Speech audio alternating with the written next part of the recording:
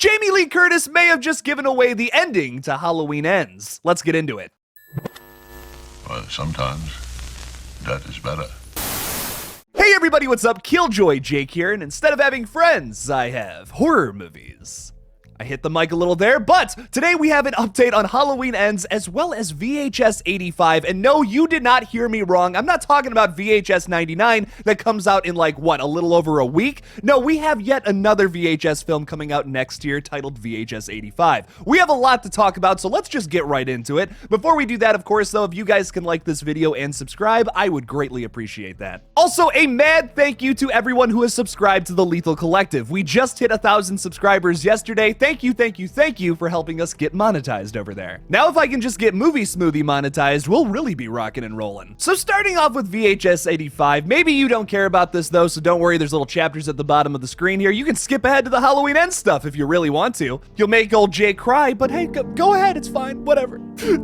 VHS 85 has just been announced to come out next year, and I'm unbelievably excited for it. Obviously, it's going to Shudder just like the past 2 installments, but we have 5 new directors to talk about here. Returning to the VHS franchise for the first time since the original film, David Bruckner will be doing another sketch here. If you remember, the very first sketch in VHS, Amateur Night, is done by David Bruckner, and he will once again be returning in this film. I would argue that Amateur Night is one of the most iconic from the entire franchise, right up there with Ratma, so like, this is really exciting news. I love David Bruckner. He's also responsible for the new Hellraiser that just came out this past week. Very exciting stuff. He's directed some other bangers though too, like The Night House and The Ritual, and if you haven't seen those yet, I highly recommend them. The biggest surprise of the directors list here is Scott Derrickson, who to my knowledge, I don't think has ever really done found footage, although in both of his big movies that I can think of, like Sinister and The Black Phone, there are these little like Super 8 like found footage camera moments that are pretty fucking dope. Just like how VHS 99 has the whole Y2K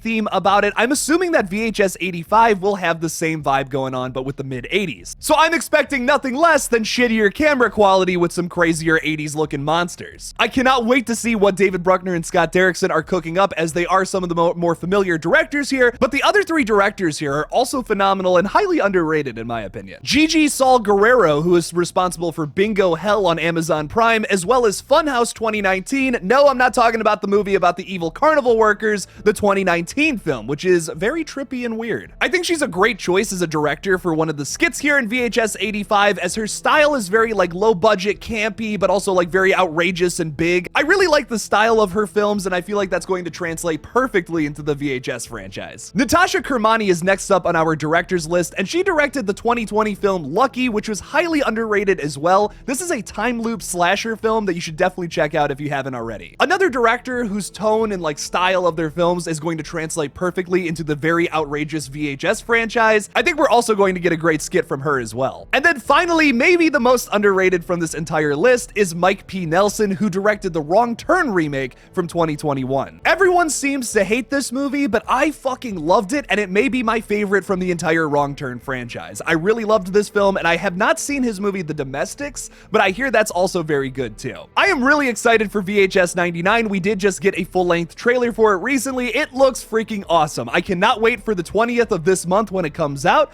but now we have yet another VHS film to look forward to next year, and you know your boy's gonna be doing updates on it. Get your Shudder subscriptions now so that we can watch VHS 99 on the 20th of this month. I'm not sponsored, but hopefully I will be in the future. Please hit me up, Shudder. I'm broke. But now for the moment we've all been waiting for, Halloween Ends news. Let's get a little bit into some stuff that Jamie Lee Curtis spilled about the ending shot of the film. It was a very emotional weekend for Jamie Lee Curtis, who said at New York Comic Con this weekend that basically she is like interwoven with the character of Laurie Strode and is very upset to see this being the final entry of the franchise for her. She talked a little bit about how she was unsatisfied with what they did with Halloween Resurrection, and that's why she wanted to die in the first 10 minutes, which I think is just really funny. Because to paraphrase what she said, she thinks that Laurie Strode would feel too bad about killing an innocent man. So she wanted to die in the first 10 minutes. I mean, I respect it, but at the same time, kind of led into kind of a crappy sequel. Hot take, but also not really. Resurrection is like one of the biggest cash grabs vibes of all time. Definitely my least favorite in the franchise, and now it seems like they're going to correct that ending with Halloween Ends. What that ending may be? Well, Jamie Lee Curtis actually goes a little bit into the final shot of the film that gives us a bit of a clue as to how this thing is gonna end. Are you getting sick of me saying the word ends yet? Because I'm already getting sick of it. In an interview with The Guardian, Jamie Lee Curtis points out that the very last shot of Halloween Ends, a front porch and a pumpkin, is a deliberate echo of the original movie's first scene. Now, of course, I am already cooking up some theories about that because that is so interesting. If you remember the very first Halloween Ends trailer, it starts off with a scene that is very similar to the beginning of the original classic from '78. We see someone opening the door with a left hand that is fully intact with all its fingers, so like makes me question if that is really Michael Myers or not, maybe a Corey Myers perhaps. But my guess is that somehow at the end of this film, after maybe Jamie Lee Curtis's Laurie Strode thinks that Michael is dead, maybe actually he's not, of course, because he always comes back. Maybe Michael shows up at Laurie's house after all the action has gone down. Maybe she thought that it was all over for some reason, something to do with the Corey character would be my guess.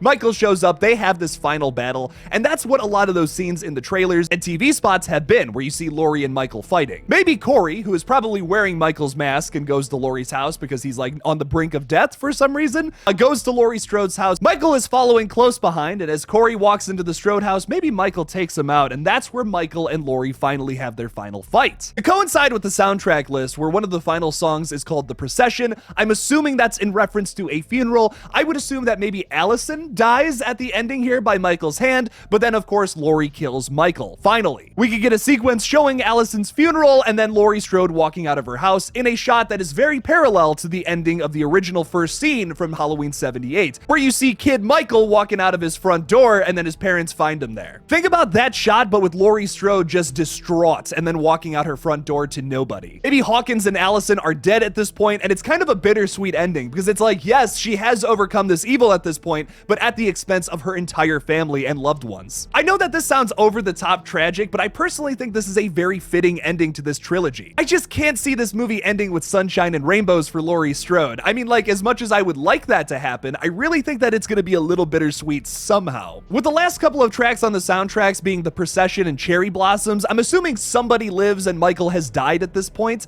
but I don't know how that's all gonna shake down, obviously. If I was a betting man, I would probably put money down on the fact that Michael dies in this film, but Laurie's fate is still up to question. How do you guys think things will shake out in Halloween Ends? Leave me something about it in the comments below. Thank you guys so much for watching this brand new update video on VHS 85 and Halloween Ends. Don't forget to like this video and subscribe for more horror content. Also, again, thank you guys so much for not only 13,000 subscribers on this page, but 1,000 subscribers on my side group channel. I just really appreciate it so much. If you want to support this channel even further, you can support me on Patreon or become a channel member by clicking that join button on my page. Thank you guys again for watching, and as always, don't forget to kill it out there, y'all.